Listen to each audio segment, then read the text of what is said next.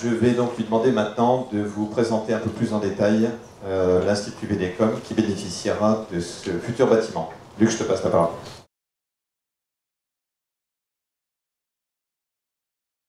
Actuellement, nos chercheurs sont sur différents sites dans la ville de Versailles. Nous avons à proximité immédiate des pistes d'essai sur lesquelles nos véhicules autonomes roulent déjà. Nous avons également des laboratoires qui développent des nouvelles technologies de moteurs électriques. Ce nouveau bâtiment va permettre à tout le monde de se regrouper sur un même site. Et comme chacun le sait, un seul site, c'est une efficacité sensationnelle. Des échanges, de la fertilisation et donc de l'efficacité. Dans ce même site, nous aurons les chercheurs, nous aurons des représentants des industriels et nous aurons les moyens d'essai. Donc on ira directement de l'idée à la concrétisation de l'idée et au test de l'idée.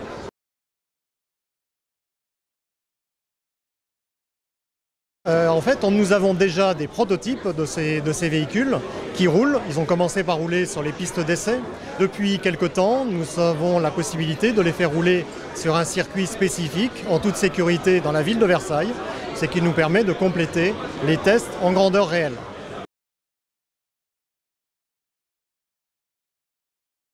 Le conseil départemental nous soutient en participant à nos efforts de recherche et nous soutient également par sa participation à la construction de ce bâtiment. C'est extrêmement important d'avoir un fort ancrage local, en particulier, outre le soutien financier, l'aptitude à générer des expérimentations, puis des tests grandeur nature, durables, qui permettent de bien valider ce que nous sommes en train de développer. De ne pas rester des purs chercheurs théoriques, mais d'être réellement à l'écoute et à l'expérimentation des territoires.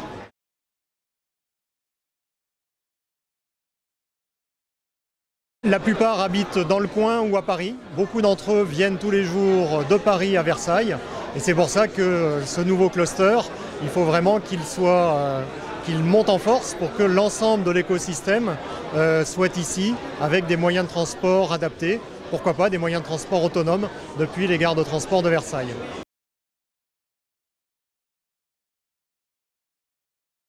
Les pistes d'essai à proximité. Et cette proximité immédiate, c'est une efficacité de tous les instants. On développe, on réfléchit, on fait le prototype, on va le tester, on l'améliore et on repart pour un tour. Comme nous sommes avant tout des gens qui travaillons pour l'automobile, je crois qu'il faut rappeler qu'ici, on est à mi-distance entre les deux grands centres de recherche du groupe PSA à Vélizy et de Renault à Guyancourt. Et donc on est pile au milieu des deux, et là c'est déjà un effet fabuleux de synergie potentielle. C'est de l'émulation, c'est de la coopération aussi, beaucoup d'allers-retours, beaucoup de travaux en commun.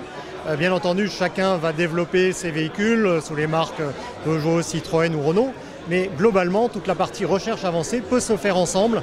C'est un gain de temps et d'efficacité collective. Vive la voiture autonome, vive les mobilités de demain et vive le cluster des mobilités.